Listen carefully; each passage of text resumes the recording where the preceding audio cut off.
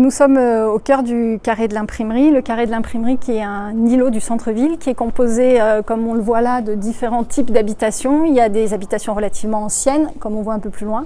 Et là, on a quand même des logements qui ont été un petit peu plus entretenus et habités au cours des dernières années. Sur cet îlot qui, en termes d'échelle, représente quand même quelque chose d'assez intéressant parce que si on compare avec ce qu'on peut retrouver dans Gap, il fait la taille, par exemple, de la Cité des Michels. Ou alors encore, on pourrait penser au grand parking, enfin un parking terrain vague qui est à côté de la gare SNCF, là où actuellement il y a aussi ce projet de pôle multimodal. Voilà, donc c'est des espaces qui représentent une superficie à peu près de cette taille-là. Donc bien entendu, on peut imaginer qu'on peut faire un certain nombre de choses.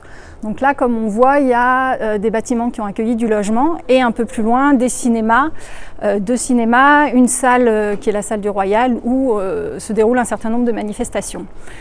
Si on est là aujourd'hui, c'est qu'on s'interroge sur un certain nombre de choses. La première chose, c'est que ce projet qui avait été enclenché au moment des municipales de 2014, et ben finalement aujourd'hui, il est, on va dire, statu quo, c'est-à-dire qu'on voit qu'il n'y a aucun travaux qui a démarré, hormis le fait d'envisager de vendre cet espace à un bailleur social.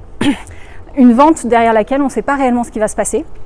Du logement, certes, mais tout le volet qui pouvait être intéressant à l'origine, le volet de programmation culturelle, mais aussi programmation de revitalisation du centre-ville, en termes de commerce, d'animation, peut-être même d'espace public. Ce volet-là, aujourd'hui, il est éclipsé du projet.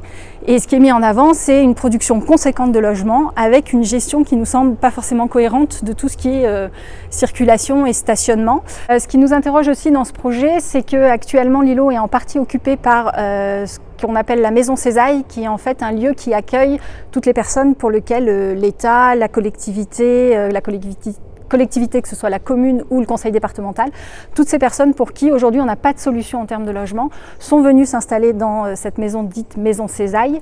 Et aujourd'hui, si le projet s'enclenche réellement, si réellement il faut que ces personnes partent, on n'a pas d'autre solution pour elles, on n'a pas d'anticipation pour les reloger quelque part d'autre sur le territoire. Pour nous, ce qui manque aujourd'hui dans ce projet, c'est justement ce que j'évoquais en introduction, qui est le volet programmatique, au sens s'intéresser réellement à la vie du centre-ville et à ce qu'on a envie qu'il y ait dans cette vie du centre-ville, c'est-à-dire une dimension culturelle.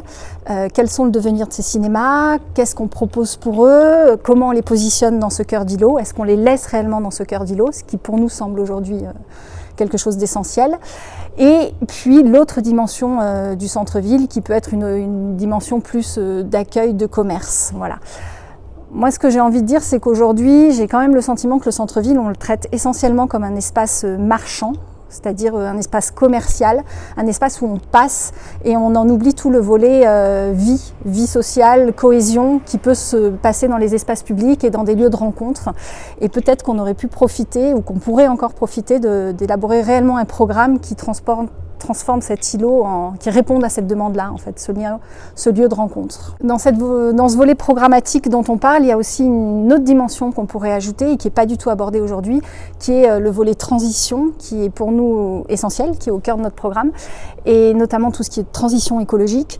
Comme on l'a dit tout à l'heure, cet espace il fait environ 3000 m² et aujourd'hui on voit dans de nombreuses villes qu'avec 3000 m², on peut faire des projets qui répondent à des enjeux écologiques avec des dimensions en termes de qualité du bâti, que ce soit une qualité environnementale mais également une qualité architecturale et dans lesquels on arrive parfois à allier des projets en termes de production d'énergie mais aussi de production alimentaire ou en tout cas d'accueil d'un minimum de végétation dans des espaces très urbains.